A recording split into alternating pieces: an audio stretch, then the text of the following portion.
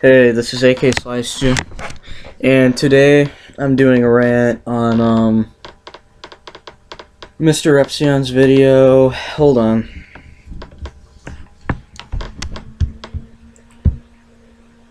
Misconceptions of Ebola. I think there's some points in here that he's mistaking. Don't consider this an attack on you, but consider it constructive criticism. Let's go. America, you need to calm down. Today I'm going to give you a few misconceptions about the recent outbreak that's infesting the United States of America. Okay, that's your first point. I don't think the general American populace legitimately believes that Ebola is, just fucking swallowing the American population, turning it into obscurity. Most Americans realize that a lot of these cases are unconfirmed. I'm assuming for the most part, at least half of us do, but I'll give you that, there are some people out there who do legitimately think that, like, that one website that was freaking people out about the whole 7 people just got Ebola in Chicago, which is kind of scary because that's about an hour from where I live, but people kind of realized from the source that was giving the article out, kind of realized fast that that wasn't real. A lot of these cases are either just it's just a lot of not misdiagnosis, but it's like extremely paranoid checkup stuff, Let's go on. Of Ebola. 1. You Americans need to sit down in a chair right at this very moment. I am sitting in a chair.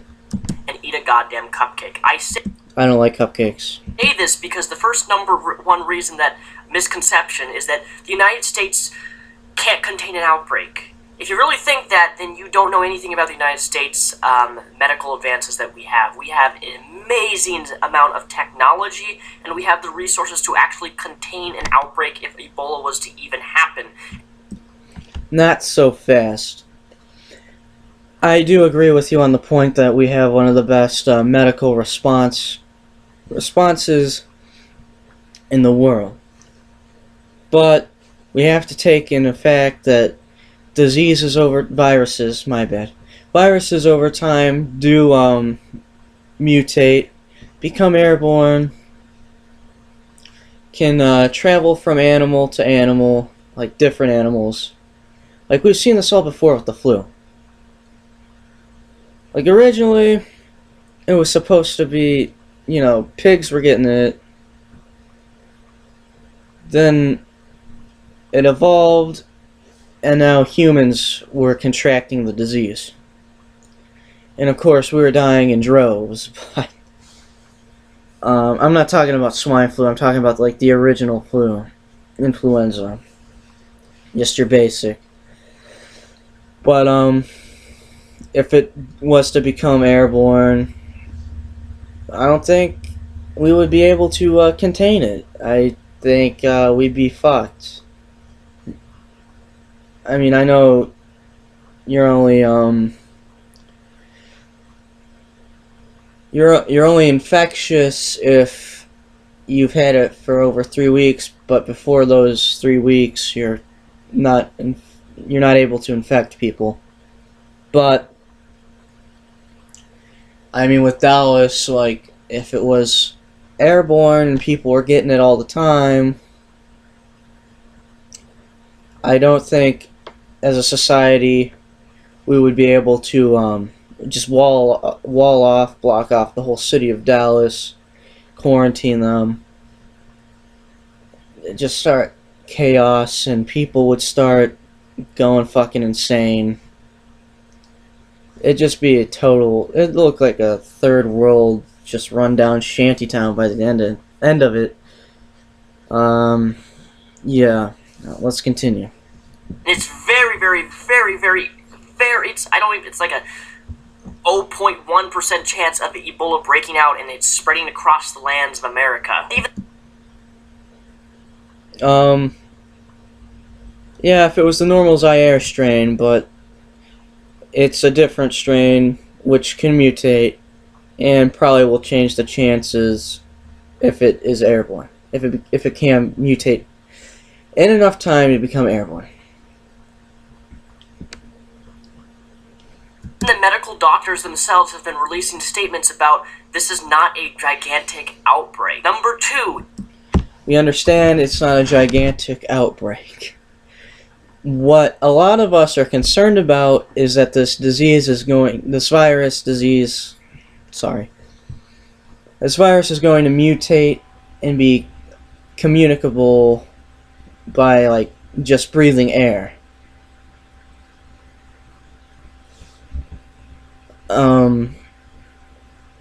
Yeah. Sorry. Ebola is actually quite a challenge in order to get infected. And this is probably where the most misconceptions come around. The only way you can come in contact with Ebola is through contact of bodily fluids. So let's say I have Ebola. Not true.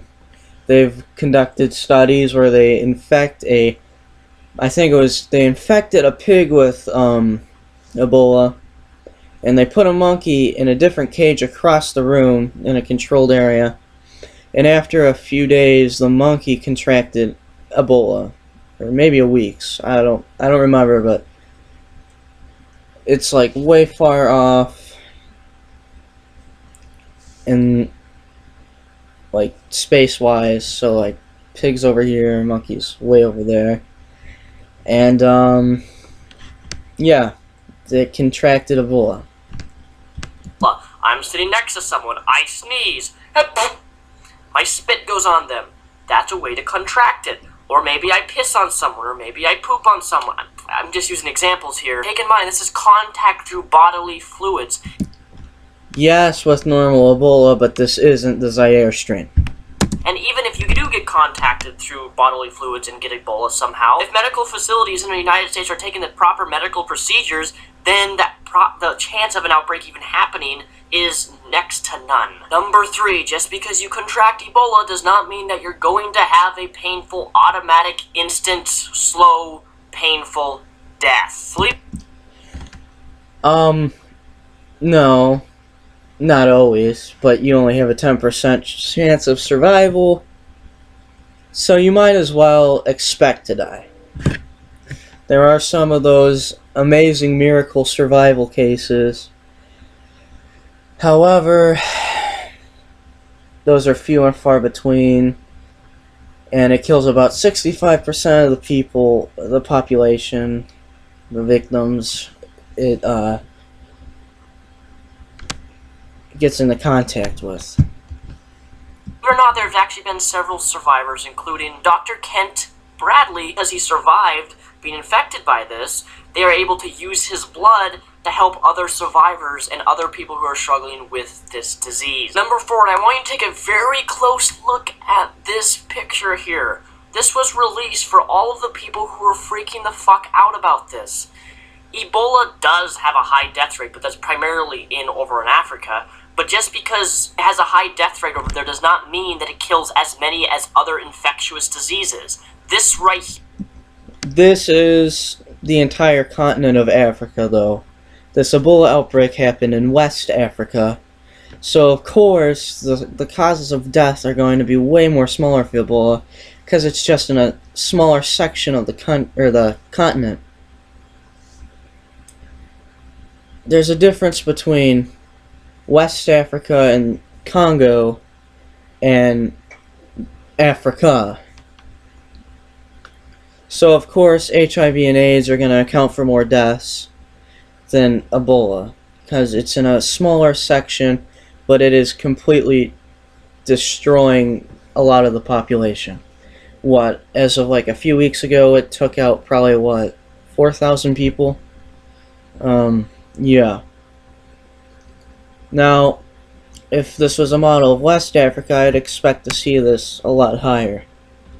here proves that. Now, I'm not saying that Ebola shouldn't have any less attention because of this, but those people who seem to think that Ebola is this #1 plague and it's going to taint the rest of America and spread throughout and have the next fucking zombie apocalypse. Next zombie apocalypse. Well, I don't under.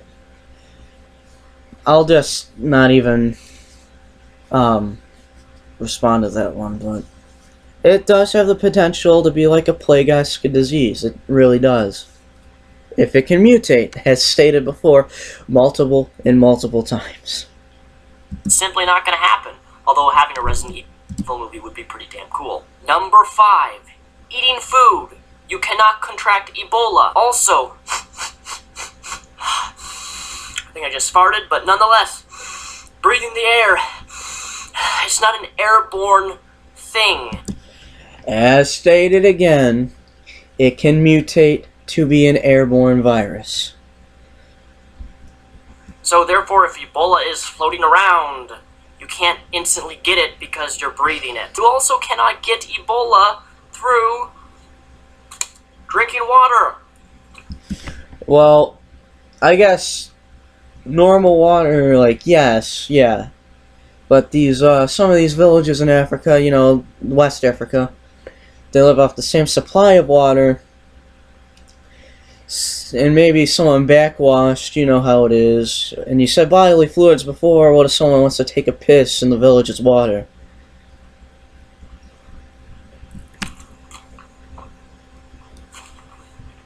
Or maybe you can. No, you can't. And these misconceptions, like, it's crazy how many Americans don't understand what this particular types of diseases are, and they go nuts over it and spread all this false information, which further freaks more people out, and then it spreads to other people, and then we lazy-ass Americans freak the fuck out over something that should be very, very small. And Agreed. I do agree with you on this point. With almost every major political or medical or any situation, I don't know. I'd imagine that there's some people who just post like 13 deaths from Ebola. Some bullshit person did that, like, theoretically, to freak a bunch of people out, so they spread it so other people get freaked out. This happens a lot with political issues. It's like, it seems to be a common theme in American news, I guess. So yeah. my final point worth mentioning is that we in America have much larger health risks and other health problems that we need to be focusing on. Now, I'm not saying that we shouldn't divert attention to Ebola, but some of the bigger health problems within America, for example, is the high rate of suicide, mental health, things that take lives far more in America than Ebola does. We need to be addressing these things and these outbreaks and these types of diseases that go around the world and are affecting and taking lives. I believe that's important, but to shift that entire focus off several patients in the United States of America having it, contracting it, and then freaking the fuck out, exaggerated into this whole huge, again, zombie apocalypse massacre, shows to me how ignorant and stupid a lot of Americans really are. But what's so sad, it's not like they're ignorant and stupid by choice.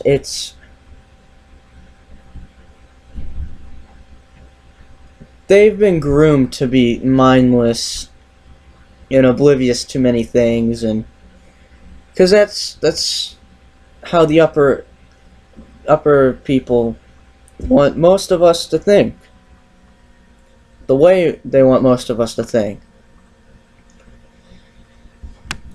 to me is that we Americans, for the most part, a large percentage of Americans, don't really care about the lives of other people across the world. And the reason I say that is because of the thousands of people who have been dying in Africa because of Ebola. When someone's diagnosed with it in America, when someone dies, one person dies in America, all hell breaks loose. And to me, that shows that we have a really messed up humanitarian mentality, because every person's life, no matter across the globe, is just as valuable as an American's life. When that woman gets beaten or gets slaughtered or gets mutilated in Saudi Arabia because of wanting to get out of that Islamic abusive household, she has just as much value as the woman who's being abused or beaten up or sexually abused in America. It is no different. And I believe that we have a responsibility to look out for the well-being of these types of individuals at the exact same level as someone else. My name is Daniel Solzbach, also known as Mr. Repzion. For those of you who are watching this video, today is Saturday. I'm uploading this the day that I edit it. Yeah. Okay, so the rest was just other information that's not really needed. But okay. I think a lot of people make Americans seem like really bad people, which a lot of us can be, but I'm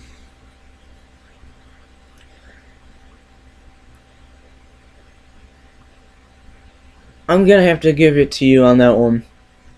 I don't know whether it's the general public never really paid attention before it came to America,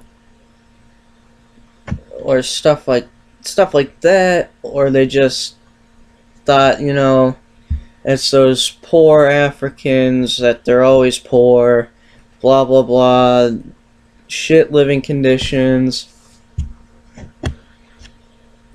So it's probably just gonna stay over there, because, you know, what person wants to go to Africa from the U.S.?